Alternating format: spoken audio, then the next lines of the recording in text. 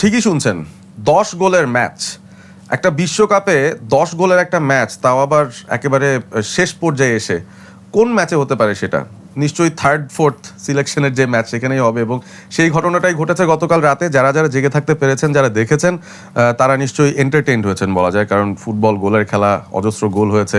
England 6টা দিয়েছে, France 4টা দিয়েছে, এবং তারপর আবার সোশ্যাল মিডিয়াতে অনেক ধরনের আলোচনা, ম্যাচটা কি পাতানো হয়েছে কিনা, মেসিকে আটকানোর চেষ্টা করা হচ্ছে কিনা, গোল্ডেন বুটের যে জায়গাটা, সেই জায়গায় আসলে মেসিকে আটকে দেওয়ার একটা চক্রান্ত হচ্ছে কিনা, সেগুলো নিয়ে অনেক আলোচনা চলছে।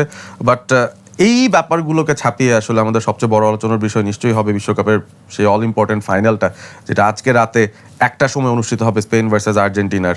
সো সেগুলো নিয়েও কথা হবে ডেফিনেটলি। গতকালের ম্যাচটা নিয়েও আলোচনা করব আমরা। আপনারা বরাবর মতোই রয়েছেন ওয়ালটন স্মার্ট ফ্রিজ প্রেজেন্টস ড্রিবলিংয়ের এই এপিসোডটায়।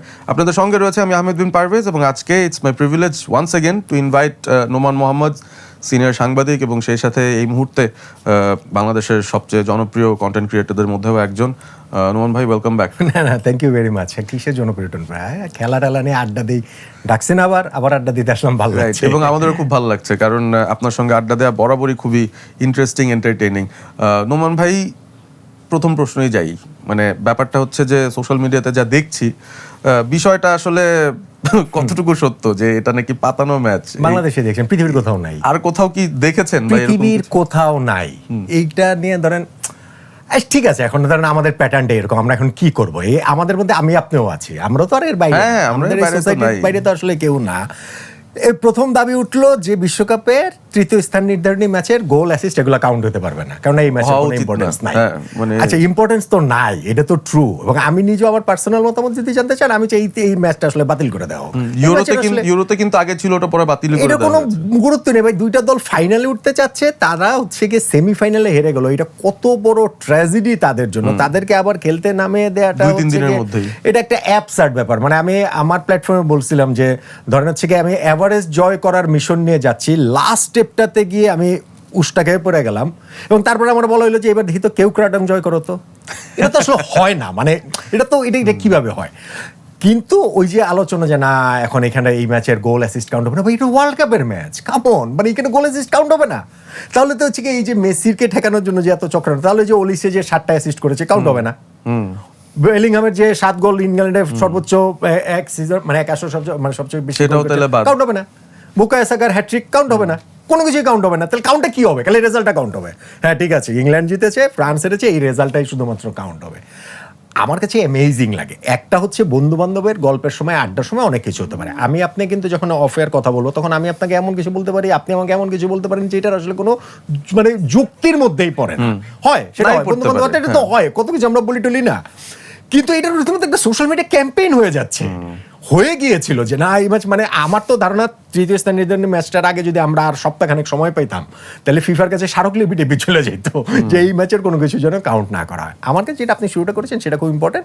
আমার কাছে মনে হয়েছে ম্যাচটা খুবই এন্টারটেইনিং ম্যাচ হয়েছে, সুপার ম্যাচ হয়েছে।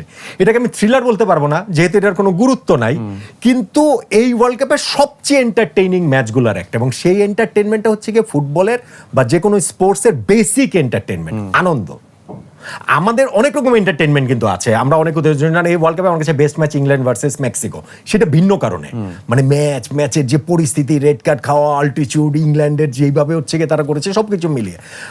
কিন্তু আপনি পিওর যে এন্টারটেইনমেন্ট ভ্যালু, ফুটবল খেলার জন্য ছোটবেলায় মানুষ কেন শুরু করে, আমরা আমাদের বাচ্চারা ধরেন কেন ফুটবল খেলে, গোল দিতে চাই, গোল ঠেকানোটাও কিন্তু ফুটবলের অংশ। কিন্তু মূল জিনিসটা কি? মূল জিনিস আপনার দিকে কেউ যদি একটা বল দেয়, প্রথম কাজ হচ্ছে গিয়ে লাথি মারা, কারো কিন্তু প্রথম কাজ হয় না সেটা হাত দিয়ে ধরা, সো গোলকিপার বা ডিফেন্ডারের মতো বলটা রাখা, তা তো না। সো ওই পিওর যে এন্টারটেইনমেন্টের একবারে শেকড়টাতে যাওয়ার এই জিনিসটা আমরা আসলে পেয়েছি। ইনফ্যাক্ট আমার কাছে এই ম্যাচটার আগে আমি এক্সপেক্ট করেছিলাম যে এরকম কিছু হাই স্কোরিং কিছু, যেহেতু এখানে মানে কারো কোনো কিছু হারানোর নাই। সো সেই জায়গাটা থেকে ম্যাচটা খুব ভালো হয়েছে।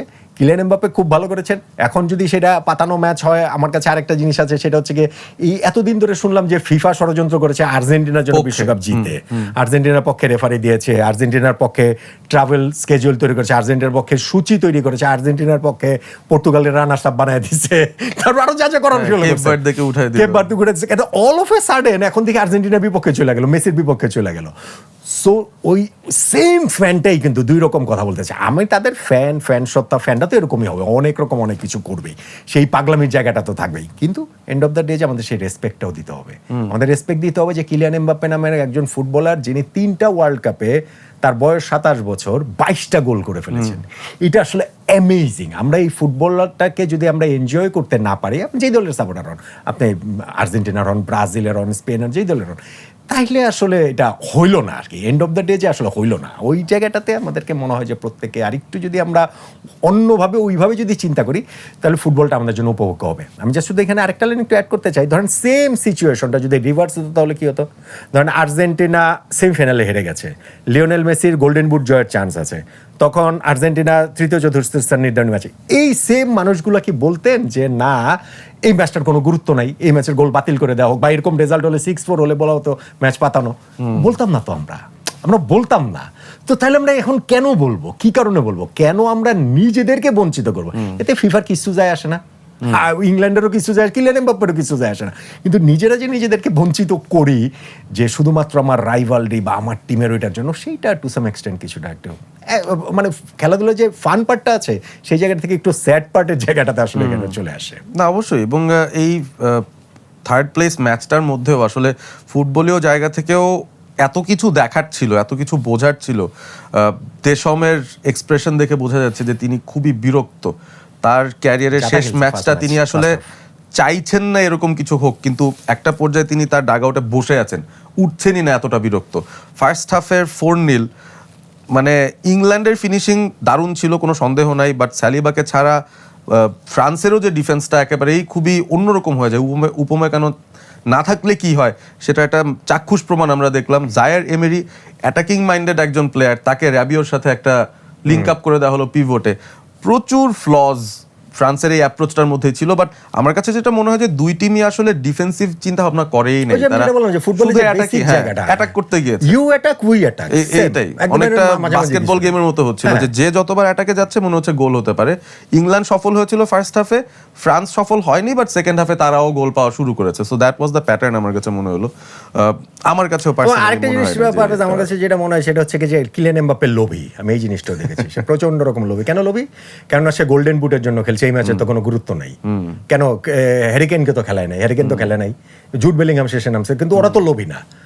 আচ্ছা ভাই, কিলিয়ান এমবাপ্পে লোভী হলে অসুবিধা কি? সে লোভী, আমি ধরে নিলাম সে লোভী, সে গোল্ডেন বুটটা তার লোভ, সে জিততে চায় এবং তার টিম ওরকম একটা অ্যাটমসফিয়ার ক্রিয়েট করতে চায় যে না ঠিক আছে, যে বল পেলে তাকেই দেওয়া হবে, সেই যেন বেশি গোল করতে পারে, সেই চেষ্টার জায়গাটা থাকে।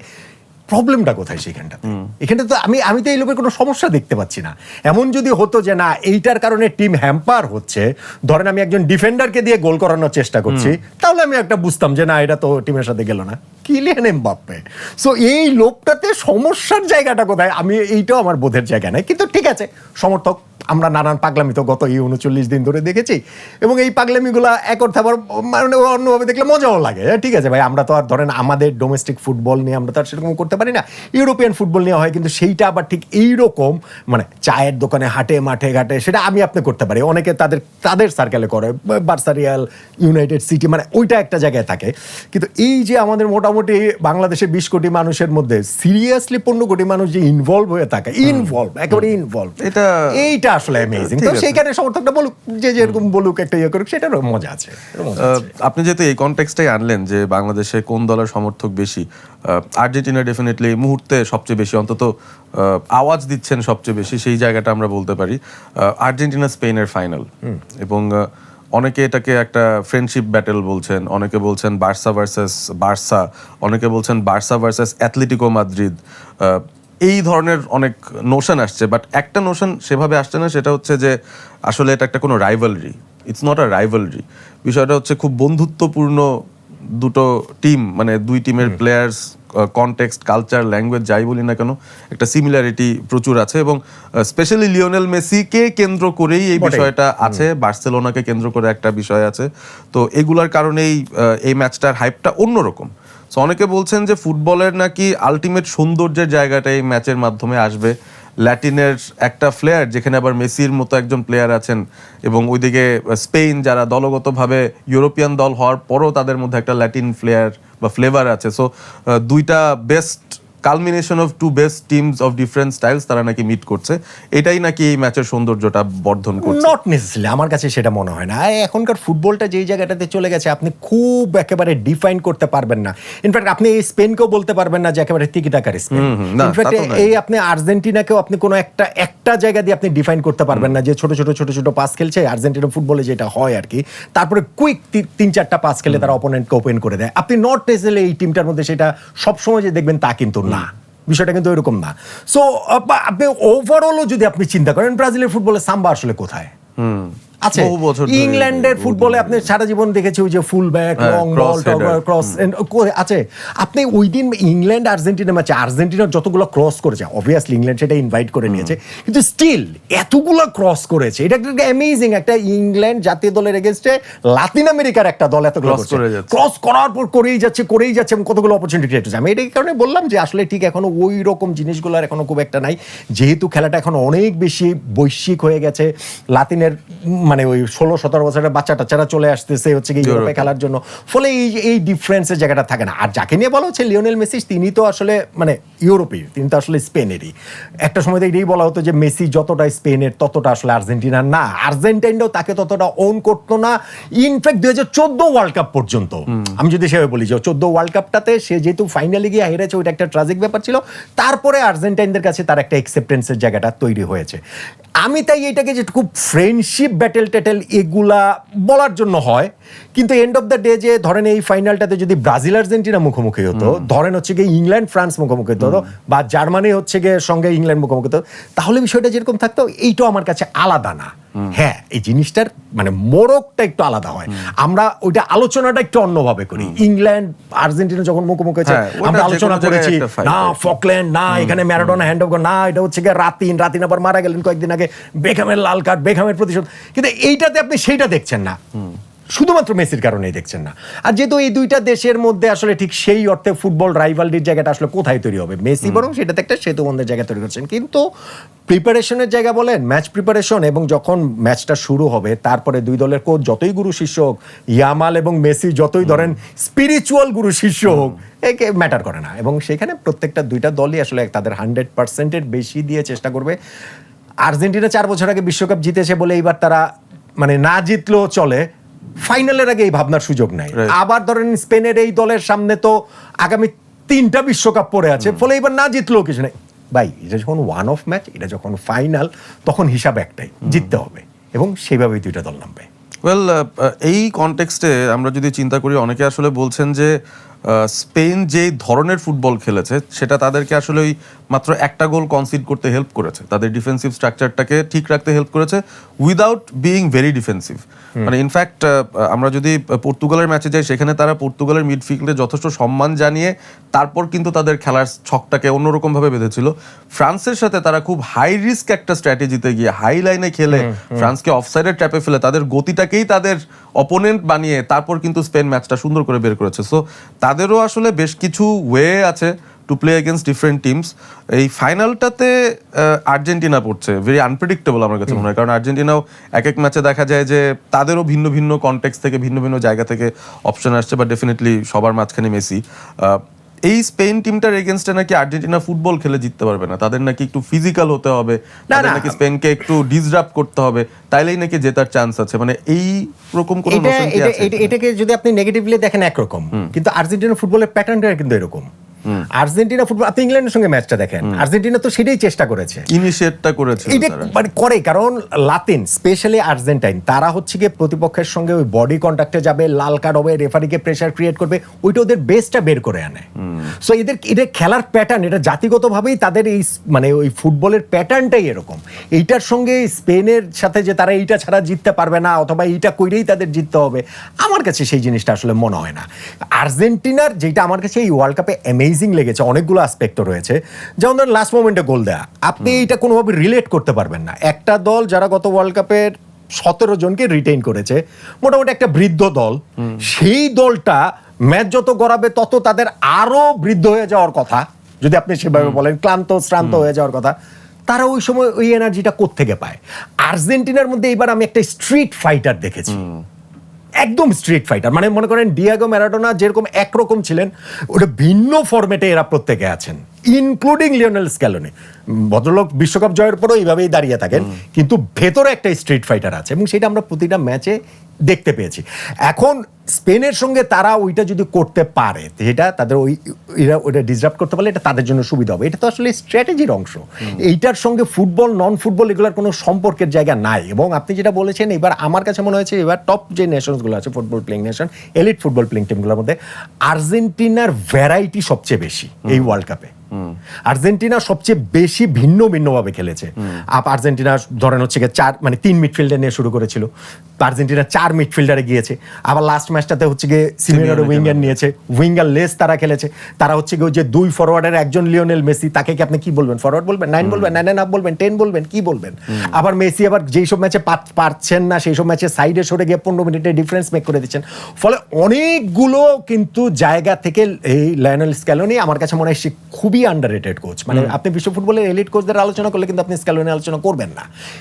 ইভেন সে ওয়ার্ল্ড কাপ জিতিয়েছে তারপরেও করবেন না। এবং আপনি দেখেন সে যদি ওয়ার্ল্ড কাপ এবার যদি আবারও জেতাতে পারে এবং তারপরে যদি তিনি ধরেন আর্জেন্টিনার দায়িত্ব ছেড়ে দেন, আমি জাস্ট কথার কথা বলছি, তার জন্য কি বিশ্বের সেরা সব ফুটবল ক্লাব কি ঝাঁপাবে, চেষ্টা করবে? আমার কিন্তু সেটা মনে হয় না। মানে আছে না যে ওই রেপুটেশনটা কোনো না কোনো জায়গা থেকে, ওই রেকগনিশনটা আমি বলবো তিনি আসলে পান না। কিন্তু সে হচ্ছে কি ফ্যান্টাস্টিক মার্ভেলাস একজন কোচ, এবং প্রত্যেকটা ম্যাচে যেই অনুযায়ী যা করা উচিত সেই অনুযায়ী সেটা করছেন বলেই তো মনে হচ্ছে। কারণ ভাই আমরা এন্ড অফ দ্য ডে যে রেজাল্ট হয়েছে সেটার ভিত্তিতেই আলোচনা করব। আমরা টমাস টুখেল ওই ম্যাচটাতে হচ্ছে কি ব্লান্ডার করেছেন, ফুটবল হিস্ট্রির সবচেয়ে বড় ব্লান্ডারগুলোর মধ্যে একটা আলোচনা হচ্ছে। মানে একদম এটা আমি আপনি বা বাংলাদেশের চায়ের দোকানের আলোচনা না, এইটা একদম টপ লেভেলে বিশ্লেষকরা তারা আলোচনা করছেন যে ফুটবল হিস্ট্রির সবচেয়ে বড় ব্লান্ডার কিনা। এখন ধরেন ওই ম্যাচটাতে পারবে যে আপনি যদি কোচ থাকতেন আপনি এটা করতেন না। এখন আপনি কি তার মানে টুখেলের চেয়ে ভালো কোচ? আমি যদি থাকতাম আমি করতাম না, ভালো কোচ না। কিন্তু ওই ম্যাচটাতে তো টুখেল ব্লান্ডার করছে, সেটা আমাদের বলতে হবে না। এবং এট দ্য সেম টাইম সেই একই রকম ভাবে লিওনেল স্ক্যালোনি এই ওয়ার্ল্ড কাপটাতে যেটা করেছে সেটা আসলে অ্যামেজিং। আমরা তো মাঠের ফুটবলটা দেখি, আমরা লিওনেল মেসিকে দেখি, তাকে কেন্দ্র করে দেখি, কিন্তু ওইটা আসলে অ্যামেজিং। স্পেনের জিনিসটা মানে তাদের জন্য আর্জেন্টিনাকে হারানো, মানে যেরকম একটা হাওয়া আছে, আমি বাংলাদেশের হাওয়ার কথা বলছি না, বাংলাদেশের হাওয়া হচ্ছে গিয়ে আর্জেন্টিনা মানে 2-0, 3-0, 7-0তেও জিততে পারে, সেটা অন্য কারণে। যেহেতু এখন ধরেন আর্জেন্টিনায় ফাইনালে আছে ব্রাজিল কিংবা পর্তুগাল কিংবা স্পেন কিংবা ফ্রান্সের যারা আছে, অন্য যারা জনগোষ্ঠী সমর্থক গোষ্ঠী, তারা যেহেতু ঠান্ডা চুপচাপ আলোচনা নেই, সেই জন্য মনে হচ্ছে আর্জেন্টিনা যাবে। কিন্তু ওয়ার্ল্ড মিডিয়া, ওয়ার্ল্ড ফুটবলের যে জায়গা, সেই জায়গাটা কিন্তু হচ্ছে কি স্পেন এই জায়গাটাতে ফেভারিট। আমার কাছে মনে হয় না যে স্পেন আর্জেন্টিনার এগেনস্টে সহজেই জিতে যাবে। Not that easy. এবং এই আর্জেন্টিনা এরা মানে আপনার ভাই 19টা গোলের মধ্যে যারা হচ্ছে ওই যে 12-13টা গোল দিতে পারেন হচ্ছে কি আফটার 75 মিনিটস, তাদেরকে আপনি রুলড আউট করে দিবেন? আপনি লিওনেল মেসির মতো একজন থাকার পর আপনি রুলড আউট করে দিবেন? এটা কি আসলে হয়? এই ম্যাচে আপনি স্পেন অনেক আগে ম্যাচ থেকে ছিটকে যেতে পারে, তা আর্জেন্টিনা ম্যাচ থেকে আনটিল দ্য লাস্ট হুইসেল তারা ছিটকাবে না, তারা ম্যাচে থাকবে। এটা একটা ভালো পয়েন্ট।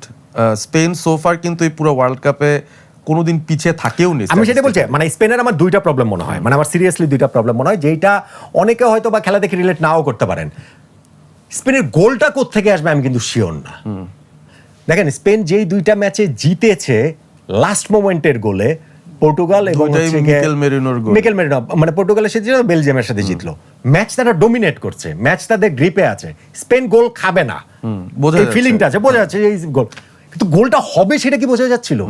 সেটা কিন্তু বোঝা যাচ্ছিল না। কিন্তু আর্জেন্টিনা দেখেন, আর্জেন্টিনার কিন্তু প্রতিটা ম্যাচে আপনি জানেন না কিভাবে হবে, কিন্তু আপনি জানেন যে গোল হবে, আপনি একটা ফিলিং পান। Just matter of time. এটা জাস্ট ম্যাটার অফ টাইম। এটা কিন্তু সমর্থকের ফিলিং না, এটা আপনি যদি জাস্ট দর্শক নিরপেক্ষভাবে যদি দেখেন, আপনি ফিলিংটা পাবেন যে আর্জেন্টিনা গোল পাবে, কোনো না কোনো দিক থেকে, ওই কর্নারে পাবে, অথবা হচ্ছে কি একটা ম্যাজিক্যাল শট হবে, অথবা একটা দুর্দান্ত কিছু না কিছু তারা গোল পাবে। স্পেনের কিন্তু আপনি এটা পাচ্ছেন না। সো স্পেন যদি শুরুতে গোল না পায় তাহলে কিন্তু, এবং আর্জেন্টিনা যদি এগিয়ে যায়, তখন স্পেনকে না কোনো ভাবে তো তাদের এই জায়গাটা থেকে মানে অন্য একটা জায়গায় তাদের যেতে হবে, অন্যভাবে অ্যাপ্রোচ করতে হবে। এইটা একটা প্রবলেম। আর যেহেতু টুর্নামেন্টে তারা কখনোই পিছিয়ে, গোলই তো খেয়েছে একটা, পিছিয়ে বা থাকবে বার থেকে, সো সেইটা যদি হয় তখন তারা আসলে কিভাবে রিঅ্যাক্ট করবে, এইটা খুব গুরুত্ব। কারণ সেমিফাইনালে আমার পরিষ্কার মনে হচ্ছে স্পেনের এগেইনস্টে ফ্রান্সের সিচুয়েশনটা, ওই ম্যাচের আগ পর্যন্ত তারাও কিন্তু কোনো সময় পিছায় নাই, তবে একবার পিছানোর পর তাদের রিঅ্যাকশনটাও কিন্তু অতটা পজিটিভ হয় না, তাদেরকেও মনে হচ্ছে যে একটু প্যানিকি করছে। দেখেন হয় কি, মানে এই যে তো এলিট প্লে মানে ফুটবল প্লেইং নেশনসগুলো খেলার ক্ষেত্রে খুব অল্প জিনিস পার্থক্য করে দেয়। যেমন ধরেন একটা জিনিস আপনার নিশ্চয়ই এটা আপনি পয়েন্ট আউট করেছেন বা মার্ক করেছেন, বিভিন্ন জায়গায় নিয়ে আলোচনা হচ্ছে, ফ্রান্স স্পেন ম্যাচটাতে গোলটা হওয়ার কিছুক্ষণ আগে একটা কাউন্টার অ্যাটাক ফ্রান্স করেছিল, এবং সেইটা যে 2-3টা পাসে যেভাবে এমবাপ্পের কাছে এসেছে, ওরা বলছে যে এটা পৃথিবীর যে কোনো দল হলে এটা গোল কনসিড করতো, শুধুমাত্র স্পেন বলেই কনসিড করে না। এবং দ্যাট ভেরি মোমেন্ট স্পেন বুঝে গেছে যে আজকে আমরা গোল কনসিড করবো না, এই ফ্রান্স পারবে না, এইটাই যেহেতু ফিনিশ হয়, এইটাই যেহেতু হয় নাই, তো এটা হবে না। ফ্রান্সের মধ্যে তখন একটা ডাউট তৈরি হয়েছে যে এইটাই হইলো না, তাইলে আর কোনটা হবে। সো আপনি ফুটবলের এই খুবই ছোট ছোট জিনিস, যেমন ধরেন ওই দিন যেই পেনাল্টিটা তারা পেয়েছে, খুবই লাকি পেনাল্টি, 100% পেনাল্টি, এটা নিয়ে কোনো ডাউট নাই। মানে লাকি আমি ওই সেন্সে বলছি না, আমি লাকি বলছি যে ভাই একজন ডিফেন্ডার নিজেদের গোল বারের দিকে মুখ করে আছেন, তিনি হাফ টার্নের মধ্যে বল মারতে যান, এইটা কিন্তু একাডেমির বাচ্চা টাচ্চারাও করবে না, ওদের ওইটা এখানে শেখানো হয়। এখন ওই দিন লুকাস ডিনি এটা করেছেন, আপনি কি করবেন? আপনি কি করবেন? কিছু তো করার নেই। ফলে এইরকম মোমেন্ট যদি আসে, মানে আমি বলছি যে স্পেনের দুইটা জিনিস, সেটা হচ্ছে কি স্পেনের গোল কোত্থেকে আসবে, কোন সময় আসবে সেটা আমি নট শিওর, এবং গোল কনসিড করলে তারা কিভাবে রিঅ্যাক্ট করবে সেটা আমি নট শিওর। কিন্তু আমি শিওর যে আর্জেন্টিনা আগে গোল খেলেও কিছু যায় আসে না, আর্জেন্টিনা আগে গোল দিলেও কিছু যায় আসে না, তারা ম্যাচে আছে, তারা ম্যাচে একদম শেষ সময় পর্যন্ত থাকে। ইভেন তারা যদি আফটার 90 মিনিটসে 2-0 পিছিয়ে থাকে, 3-1 পিছিয়ে থাকে, 4-2 পিছিয়ে থাকে, আমি মনে করি আর্জেন্টিনা তখনও ম্যাচে আছে। কারণ আপনি বলতে পারেন যে ভাই এটা তো কোনো স্ট্র্যাটেজি না, এটা কেউ কিন্তু আপনি যখন পরপর 4টা নকআউট ম্যাচে একই জিনিস করে আসবেন, তখন এইটাই স্ট্র্যাটেজি। এই বিলিফটাই হচ্ছে কি স্ট্র্যাটেজি, এটা আপনি স্ট্র্যাটেজি না বললে তো হবে না। এই বিলিফটা যেইভাবেই হোক সামহাও রাদার ওদের ডিএনএ এর মধ্যে ঢুকে গেছে এই ওয়ার্ল্ড কাপের কনটেক্সটে অন্ততপক্ষে। ফলে আসলে এই আর্জেন্টিনাকে মানে কোনোভাবেই স্পেনের চেয়ে পিছিয়ে রাখা বা স্পেন পারবেই না। বরং আমার আশঙ্কার জায়গা হচ্ছে কি স্পেন যদি ওরকম উল্টাপাল্টা কিছু হয়, তারা ম্যাচ থেকে অনেক আগে ছিটকে যেতে পারে। গোল বের করা স্পেনের জন্য খুব খুব কঠিন। ওয়েল, এই প্রসঙ্গে যদি আমরা থাকি, আমরা স্পেনের কিছু জায়গা দেখেছি, এবং আর্জেন্টিনারও কিছু শক্তির জায়গা দেখেছি। আপনি যেটা বললেন ভ্যারাইটি আছে, আমরা মোটামুটি শোয়ের শেষ অংশেই চলে এসেছি। আমরা সেই ভ্যারাইটিটা নিয়ে একটু কথা বলতে চাই যে আর্জেন্টিনার যে 19টা গোল, তার মধ্যে কিন্তু হ্যাঁ, অনেকগুলা সিচুয়েশন হয়েছে যেখানে তারা সেট পিস সিচুয়েশন, ক্রসেস, এসব জায়গা থেকে কিন্তু গোল দিচ্ছে। স্পেনেরও আবার যে প্যাটার্নটা আমরা লক্ষ্য করছি in terms of how they defend, তারা কিন্তু অন দ্য বল খেলাটা খুব ভালো ডিফেন্ড করতে পারে, বাট ওই যে এরিয়াল বলগুলো থেকেই তাদের সমস্যা। দুই দিকেই এরিয়াল বল অ্যাটাক করতেও তাদের আসলে ওরকম প্রাওয়েস নাই, আবার এরিয়াল বল ডিফেন্ড করতেও সমস্যা আছে। সো এই বিষয়টাও কি এই ম্যাচের ভাগ্য নির্ধারণ করতে পারে, যে একটা সেট পিস বা একটা? অবশ্যই, মানে আর্জেন্টিনার এই ওয়ার্ল্ড কাপের অনেকগুলো, মানে মেসি 39 বছরে যা করেছেন সেটা যেমন অ্যামেজিং, ঠিক তেমনিভাবে এই ওয়ার্ল্ড কাপে আর্জেন্টিনার অনেকগুলো স্ট্যাট অ্যামেজিং। আর্জেন্টিনায় ওয়ার্ল্ড কাপের দলগুলোর খর্বাকৃতির দিক থেকে 3 নম্বরে আছে, শর্টেস্ট টিম। তারা হচ্ছে গিয়ে কর্নার থেকে 4টা গোল দিয়েছে, মানে লাস্টের ওই শর্ট কর্নারটা ধরে, তার এই বাইরেও 3টা গোল দিয়েছে। সেট পিস থেকে 7টা গোল দিয়েছে, তার মধ্যে হচ্ছে গিয়ে মেসির 2টা পেনাল্টি মিসও আছে। রাইট। তো মানে এগুলা কিন্তু আপনি এই আর্জেন্টিনা টিম বা তাদের যে হাইট ফিজিক সেগুলোর সঙ্গে আপনি রিলেট করতে পারবেন না।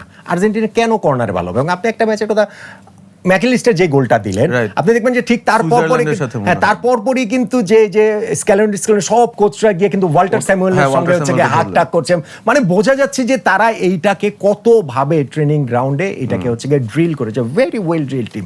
ফলে স্পেনের জন্য বিপদের অনেক জায়গা আছে, মানে সেট পিস, কর্নার বা আশেপাশে ধরেন ফ্রি কিক, সেই ফ্রি কিক যদি একটু কাছে হয় তাহলে তো মেসি ডিরেক্টই আছে, আর যদি একটু দূরে হয় তাহলে হচ্ছে ওই যে হেড করার বিষয় আছে, মানে ফ্রি কিকটা থেকে হচ্ছে ওই গোলের উৎস থেকে হতে পারে।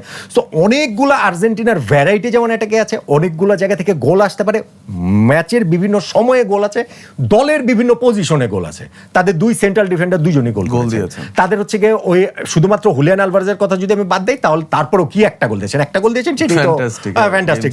লাউতারোর হচ্ছে 3টা গোল কিরকম কার্যকর, আপনার এরবারে ম্যাকলিস্টার গোল দিয়েছেন, এনজোর 2টা গোল কিরকম গুরুত্বপূর্ণ, আপনার হচ্ছে লো সোলসেরও ফ্রি কিক থেকে গোল হচ্ছে। ফলে আমি বলছি যে ফ্রি কিক থেকেও তাদের 2টা গোল হয়েছে, লো সোলসের একটা, মেসির একটা। এই এত কিছু আসলে স্পেন সামাল দিবেটা কিভাবে? সামাল দেওয়ার তাদের একটাই তরিকা, সেটা হচ্ছে বল পায়ে রাখা, অ্যানাকোন্ডা গ্রিপ। তারা যদি ওই বলটা পায়ে রাখতে পারে, এবং আজকের ম্যাচটাতে না, সকল ম্যাচেই তো তাই, সত্যিকার অর্থেই রদ্রি সবচেয়ে ইম্পর্টেন্ট প্লেয়ার 2 দল মিলিয়ে। মানে আমি ইনক্লুডিং মেসিকেও বললাম, মেসি ছাড়াও আর্জেন্টিনা জিততে পারে, কিন্তু রদ্রি যদি রদ্রির মতো না খেলে স্পেন জিততে পারবে না, প্রশ্নই ওঠে না।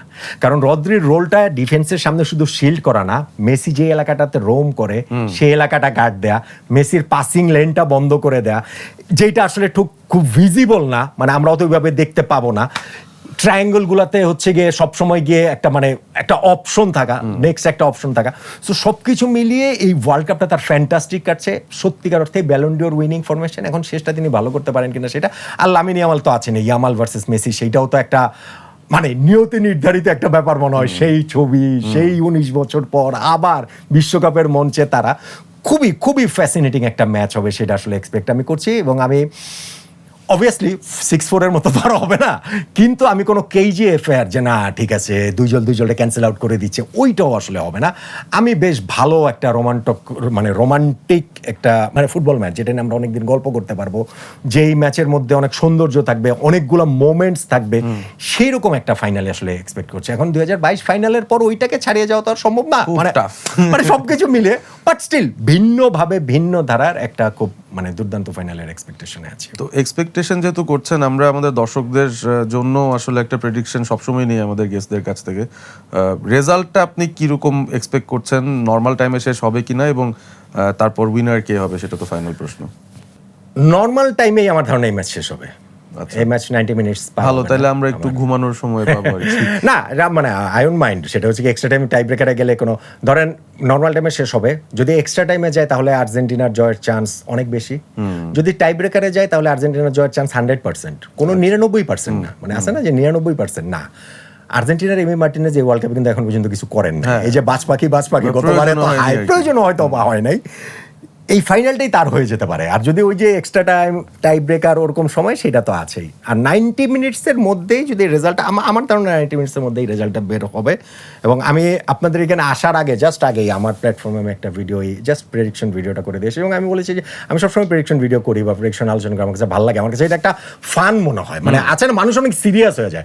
আমার 1 নম্বর ফেভারিট ছিল France world cup through out, শুরু হওয়া থেকে একদম মানে আনটিল সেমিফাইনাল পর্যন্ত। এখন ভাই স্পেনের কাছে তারা হেরে গেছে, আমার প্রেডিকশনের কারণে হেরে গেছে, মানে মানুষের যে রাগ। আমি নিজেও এটা ফেস করেছি। ধরেন আগের দিন আমি একটা সঠিক প্রেডিকশন দেওয়ার পর কমেন্টে আসছে যে আপনি একজন জিনিয়াস। পরের দিন আমরা প্রেডিকশন যখন মিলে নাই, তখন ঠিক তার উল্টা কমেন্ট আসছে। ঠিক আছে, মানুষের তো সেটা সেই জায়গাটাতে থাকবে, সেটা করুক। তো আমার প্রেডিকশন হচ্ছে যে এই ফাইনালটা প্রেডিকশন করাটা খুব কঠিন, খুবই খুবই কঠিন। এবং সেটা শুধু বলার জন্য বলা না, আমরা তো আর আলোচনা খুবই অল্প আলোচনাই করলাম, কিন্তু ধরেন আমরা গত 3 দিন 4 দিন, আমি শিওর আপনিও তাই আমিও তাই, আমরা এখানে যারা আছি স্পোর্টস ফলো করি, আমরা তো পৃথিবীর কোনো কিছু বাজা করে রাখতে বাকি নেই, এবং সবকিছু করে আরো আউলে গেছি যে আসলে মানে কোনটা কিভাবে। আমার প্রেডিকশন হচ্ছে গিয়ে 50.5 49.5, মানে আমার প্ল্যাটফর্মে আমি সেটা বলে আসছি যে 51-49ও না, 50.5 49.5। 50.5 কার পক্ষে? স্পেনের পক্ষে। আচ্ছা, এটাই একটুখানি আসলে এগিয়ে আছে আমার কাছে মনে হয় যে স্পেন এই ম্যাচটা সামহাও রাদার। কিন্তু আমি কিন্তু আজকে ধরেন আপনার সঙ্গে এই আলোচনার মধ্যে বেশিরভাগ সময় স্পেনের যে ফ্লজ বা তাদের আসলে কোন কোন জায়গায় তারা ঝামেলায় পড়তে পারে সেগুলো নিয়ে আলোচনা করেছি। কিন্তু আমার কাছে মনে হয় যে কোথাও না কোথাও থেকে, এটা তো আর গায়েবী কোনো কিছু না, তারা তাদের ফুটবল, লুইস দে লা ফুয়েন্তের যে ফুটবল, লামিন ইয়ামাল রয়েছেন যেই টিমের যে স্ট্রাকচার, এবং ফ্রান্সের সঙ্গে তাদের ফ্রান্সের মতো ম্যাচ খেলা কোনো সম্ভব না। মানে ফ্রান্সের সঙ্গে তারা টু পারফেক্ট হয়ে গেছে, টু পারফেক্ট, মানে দি পারফেক্ট ম্যাচ এই ওয়ার্ল্ড কাপে যে কোনো টিমের কাছ থেকে, দি পারফেক্ট টিম পারফরমেন্স ইনফ্যাক্ট ওই ম্যাচটা সেটা খেলা সম্ভব না। কিন্তু আমার কাছে মনে হয় যে স্পেন একটা ওয়ে আউট তারা বের করে নেবে, কিন্তু আর্জেন্টিনা আসলে ছাড়বে না। আর আমি আপনার সাথে আলোচনায় বললাম বটে যে মেসি না খেললেও আর্জেন্টিনা আসলে শিরোপা জিততে পারে, তা তো পারেই। তাদের দলে এত এত ক্লাস প্লেয়ার রয়েছেন, এবং তারা প্রত্যেকেই যে কোনো মানে যখন প্রয়োজন, সেটা হুলিয়ান বলেন, সেটা এনজো বলেন, সেটা লাউতারো বলেন, প্রত্যেকেই ওইটা কন্ট্রিবিউটটা করছেন।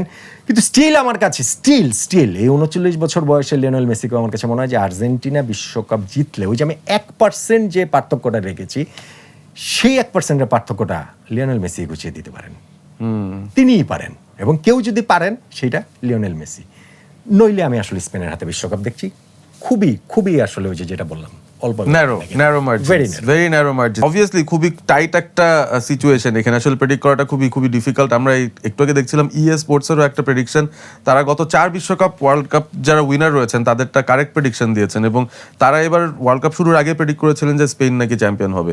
তো দুঃখের ব্যাপার হবে অবভিয়াসলি যারা আর্জেন্টাইন ফ্যান্স আছেন তাদের জন্য, যদি রিয়ালিটিতে তা হয়।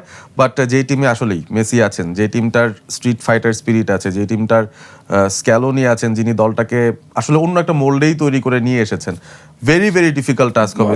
আমি জাস্ট শুধু হচ্ছে 30টা সেকেন্ড একটু সময় জি, আপনাদের অবশ্যই, কাছে নিয়ে অবশ্যই। সেটা বলেছি। সেটা হচ্ছে কি যে আমি দর্শকদের কাছ থেকে আমি অনুরোধ করছি, একেবারে করজোরে অনুরোধ করছি, আজকের ম্যাচে আর্জেন্টিনা জিতুক হারুক, মানে আর্জেন্টিনাকে কেন্দ্র করেই তো কেউ জিনিসটাকে এমন কোনো পর্যায়ে নিয়ে যায় না যেইটা হচ্ছে কি আমাদের প্রত্যেকের ক্ষতির কারণ হয়, আমাদের সবার ক্ষতির কারণ হয়, আপনার আশেপাশের মানুষদের ক্ষতির কারণ হয়। কারণ এই ওয়ার্ল্ড কাপ কেন্দ্রিক সহিংসতায় আমি আরো 10-15 দিন আগে সংসদে দেখেছি আমাদের ক্রীড়ামন্ত্রী বলেছেন 10 জন মানুষ মারা গিয়েছেন। চিন্তা করেন তো কত এটা serious একটা এই ওয়ার্ল্ড কাপে আর্জেন্টিনা জিতলে সমর্থকরা তুমুল উল্লাস করবেন, তুমুল উৎসব করবেন। ব্রাজিল, পর্তুগাল, ফ্রান্স, অন্যান্য যেসব স্পেন, তাদের সমর্থকদের মন খারাপ থাকবে, ঠিক আছে, ব্যান্টার হবে, খোঁচাখুচি হবে, সবই ঠিক আছে, কিন্তু সেটা যেন মাত্রা না ছাড়ে। At the same time Argentina যদি হেরে যায় তাহলেও জিনিসটা যেন এমন পর্যায়ে না চায় যে না আমি এতদিন পর যারা যারা বাদ পড়ে গিয়েছিল তারা এসে ঝাঁপিয়ে পড়লাম বা আর্জেন্টিনা রিয়াক্ট করলো। So and of the day গিয়ে আমরা ফুটবল বা স্পোর্টসের যে এই যে জায়গাটা, হ্যাঁ, আমরা যে আনন্দের যে জায়গাটা, সেই জায়গাটুকুর দিকে থাকে আমি খুব আতঙ্ক নিয়ে, আশঙ্কা নিয়ে আসলে কথাগুলো বলছি। মানে স্পেন জিতুক বা হারুক, মানে মূলত তো আর্জেন্টিনার কেন্দ্রে কি। সো এই জায়গাটাতে প্লিজ সবাই মিলে একটুখানি আমরা যদি একটু মানে প্রত্যেকের জায়গা থেকে ওই রেসপন্সিবিলিটির জায়গাটা যেন আমরা আসলে দেখাই। ম্যাচের রেজাল্ট যেটাই হোক না কেন, লাইফ গোজ অন। আর্জেন্টিনা যদি শিরোপা জিতে দুর্দান্ত, ফ্যাসিনেটিং। লিওনেল মেসিতে আরো একটা বিষয়, যদি না জিতে পরের বার আবার জিতবে, আছে তো, সামনে তো সময় আছে। At the same time spend যদি জিতে খুবই ভালো কথা। আর্জেন্টিনার এত এরকম একটা তাদের হিস্ট্রির বেস্ট টিমটাকে হারিয়ে তারা শিরোপা জিতেছে, আর যদি না জিতে তাহলে লামিন ইয়ামালদের সামনে আরো সুযোগ আছে। সো এটা nothing is bigger than our life, মানে it's not the end of the world, not the end of the world. So ওই জিনিসটা একটু সবাইকে আমি মাথায় রাখার একটু মানে অনুরোধটাই করে গেলাম। অনেক অনেক ধন্যবাদ নোমান মোহাম্মদ, এবং এই নোটেই আমরা আসলে আজকের পর্বটা শেষ করতে যাচ্ছি। Walton smart fridge presence dribbling এর আজকের এপিসোডটা শেষ করছি। এটাই হয়তো শেষ নয়, আরও একটা এপিসোড হয়তো থাকবে, এবং সেটাই হবে হয়তো এই পুরো ওয়ার্ল্ড কাপের সিজন ফিনালে। সেটার অপেক্ষায় থাকবেন, এবং অবশ্যই ভালো থাকবেন সবাই, খেলাটা এনজয় করবেন, মানে খুব বেশি স্ট্রেস নিয়েন না, ভালো থাকবেন।